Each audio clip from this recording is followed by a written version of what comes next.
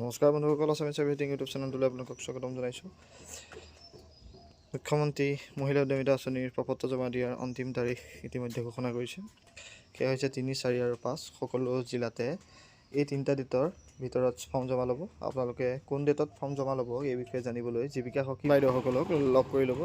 আপোনালোকে ফৰ্ম পূৰাওঁতে কোনো ধৰণৰ হোৱাইটনাৰ ব্যৱহাৰ নকৰিব, ফৰ্মখনত বেছি কটা নকৰিব আৰু ফৰ্মখন লেতেৰা নকৰিব।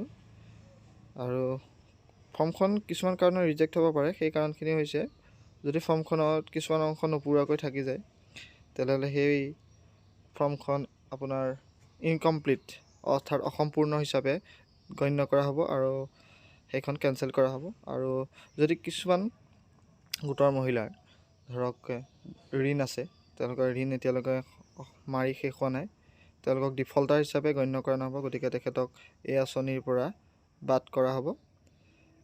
আৰু সদস্যৰ ফটো অমৃত বৃক্ষৰ আন্দোলনৰ সময় ৰোপণ কৰা গছপুলিটোৰ সৈতে প্ৰপত্ৰৰ লগত দিব লাগিব। আৰু যদি গছপুলিটো নাই, তেনেহ'লে আপোনালোকে নতুনকৈ ৰুই হ'লেও দিব লাগিব।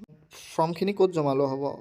এতিয়া আপোনালোকৰ নিকটৱৰ্তী আত্মসহায়ক গোটৰ গ্ৰামীণ সংগঠন, মাণ্ডলিক পৰ্যায়ৰ কাৰ্যালয় বা খণ্ড উন্নয়ন বিষয়া কাৰ্যালয়, এনেকুৱা কাৰ্যালয়খিনিতে এই ফৰ্মখিনি জমা লোৱা হ'ব। কিছুমানে যদি ফৰ্মখন পূৰাব পৰা নাই, তেওঁলোকে জীৱিকা সখী, পশু সখী আদি সখী বাইদেউসকলক লগ কৰি ফৰ্মখিনি পূৰাই ল'ব পাৰিব। তেখেতলোকে সহায় কৰি দিব।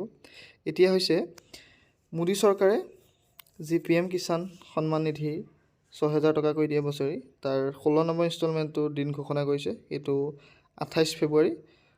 এইবাৰ বহুতে 10,000লৈকে পইচা পাব, কিয়নো বহুতে EKYC কৰা নাছিল বাবে পইচাটো দিয়া নাছিলে। এতিয়া EKYC সকলোৱে নকৰিলেও বহুত কিছুমানে কৰিছে আৰু তেওঁলোকৰ যি পেণ্ডিং এমাউণ্ট আছিলে, সেই পেণ্ডিং এমাউণ্টটো ডাইৰেক্ট বেনিফিচিয়াৰী ট্ৰেঞ্জেকশ্যন যোগে একাউণ্টত ভৰাই দিম বুলি চৰকাৰে ঘোষণা কৰিছে।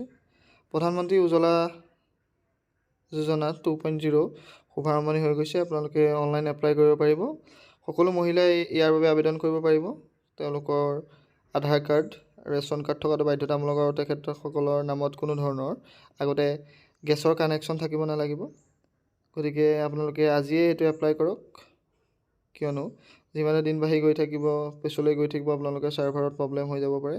আৰু কেনেকৈ এপ্লাই কৰিব সেই বিষয়ে মোৰ ইউটিউব চেনেলত সবিশেষ দিয়া আছে। ষ্টেপ বাই ষ্টেপ ফুল প্ৰচেছটো দিয়া হৈ আছে। আপোনালোকে গৈ মোৰ এই ভিডিঅ'টো চাই ল'ব পাৰে আৰু সেইমতে এপ্লাই কৰিব পাৰে, নহ'লে ওচৰৰ CSC চেণ্টাৰত গৈও এপ্লাই কৰিব পাৰে। আশা কৰিছোঁ ভিডিঅ'টো চাই ভাল পালে। চেনেলটো ছাবস্ক্ৰাইব কৰি দিব, লাইক কৰি দিব আৰু শ্বেয়াৰ কৰি দিবলৈ নাপাহৰিব।